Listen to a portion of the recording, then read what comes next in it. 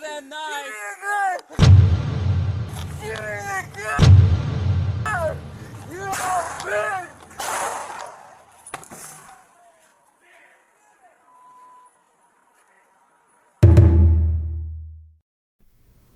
캘리포니아주 옥스나드, 태평양 해안과 가까운 조용한 주거 지역입니다. 2023년 4월 28일 금요일 새벽, 도시의 대부분은 잠들어 있었지만 이스트 세븐 스트리트 235번지 앞에는 이미 여러 대의 응급 차량이 서 있었습니다. 처음 신고를 받은 건 소방서였습니다. 이 아파트 건물 안에 있는 한 남성이 술을 마신 뒤 환각 증세를 보이고 있다는 내용이었습니다. 소방대원들이 도착해보니 상황이 예상보다 더 복잡했습니다. 남성이 칼을 들고 자신의 손목을 긋고 있었거든요. 그는 2층 공용 화장실로 들어가 문을 닫고 나오지 않았습니다. 응급처치를 하려 해도 접근 자체가 어려운 상황이었습니다. 그래서 소방대원들은 경찰에 지원을 요청했습니다. 코드 3. 비상등과 사이렌을 켜고 출동하는 최고 긴급 경보입니다. 가장 먼저 현장에 도착한 건 마누엘 가르시아 경관이었습니다. 5년 경력의 순찰 경관. 그전까지 총격 사건에 연루된 적은 단 한 번도 없었습니다. 가르시아 경관은 골목에 차를 세우고 아파트 북쪽으로 접근했습니다. 소방대원에게 상황을 전달받은 뒤 건물 남쪽 계단을 조심스럽게 올라갔습니다. 그는 공용 화장실에서 약 14m 떨어진 계단 꼭대기에 자리를 잡았습니다. 그리고 문을 향해 천천히 말을 걸기 시작했습니다.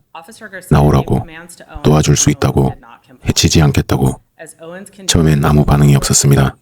그러다 화장실 문이 열렸습니다. 남성이 모습을 드러냈습니다. 24세 마이클 오웬스. 셔츠는 없었고 손에 칼을 들고 있었습니다. 그는 잠깐 멈췄다가 다시 화장실 안으로 들어갔습니다. 가르시아 경관은 계속 말을 걸었습니다. 자극하지 않으려는 듯 목소리를 높이지 않고.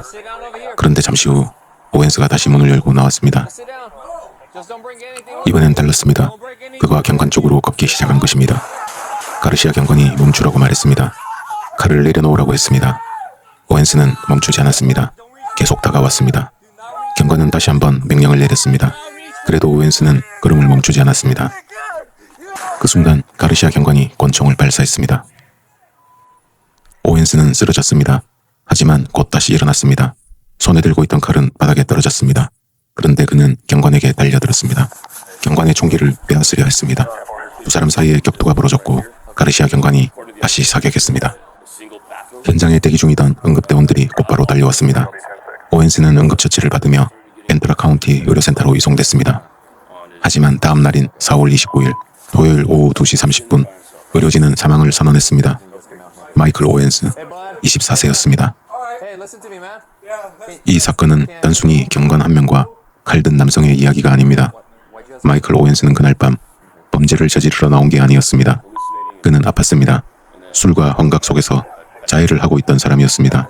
그리고 그 사람에게 가장 먼저 닿은 존재는 정신건강 전문가도 상담사도 아닌 총을 든 경찰관 한 명이었습니다.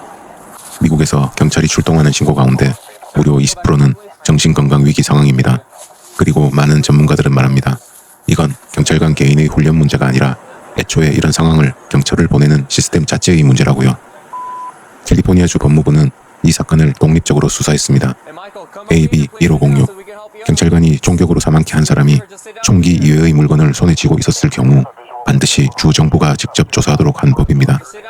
가르시아 경관은 수사 기간 동안 유급 행정 휴직에 들어갔습니다. 이 영상을 보는 분들 중에는 경관이 잘못했다고 느끼는 분도 계실 테고 어쩔 수 없었다고 생각하는 분도 계실 겁니다. 그 판단은 여러분이 직접 하시면 됩니다. 다만 한 가지는 분명합니다. 도움이 필요한 사람이 도움을 받지 못한 채 그날 밤 숨졌다는 사실, 그리고 이런 일이 지금 이 순간에도 어딘가에서 반복되고 있다는 것. 그 점만큼은 우리 모두가 함께 생각해봐야 하지 않을까요?